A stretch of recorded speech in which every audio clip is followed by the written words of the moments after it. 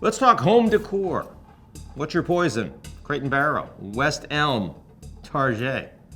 For the late U.S. statesman Colin Powell, his go-to was Pottery Barn. As Bob Woodward writes in Plan of Attack, a 2004 account of the start of the Iraq War, Powell invoked what he called the Pottery Barn rule when counseling President Bush. "You are going to be the proud owner of 25 million people," Powell told Bush. "You will own all their hopes, their aspirations, and problems. You'll own it all. It's the Pottery Barn rule. You break it, you own it." Try to remember what this country felt like then. A population still raw from the shock of September 11th. The president warning of a, quote, smoking gun that could become a mushroom cloud. And yes, a Secretary of State seated before the United Nations holding up a small vial meant to represent all of Iraq's chemical weapons stockpiles. The U.S. government made a full court press case for war, and in the process, they owned it.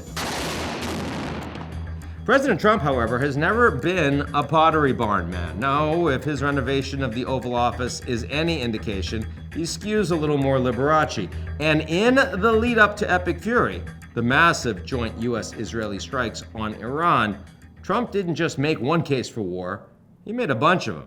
Prevent the Islamic Republic from developing a nuclear weapon. Destroy their ballistic missiles before they could reach U.S. soil. Assassinate the supreme leader before he could assassinate President Trump. Free the Iranian people from brutal repression. Regime change. Now, you might think that President Trump's mixed case for war was a mistake, but the muddle was, in fact, the point.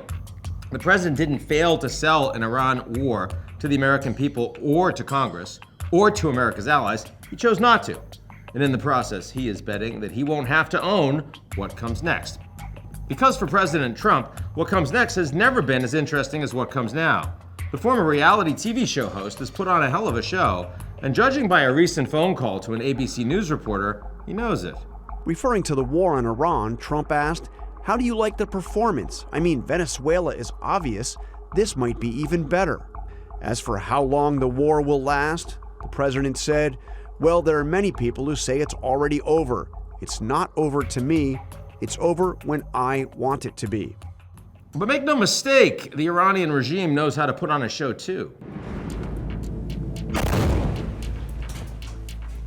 And as IRGC missiles continue to make it through Israel's Iron Dome and slam into wealthy Gulf state neighbors, as American service members die and as oil prices rise, President Trump may not be able to close the curtains on Epic Fury as quickly as he would like.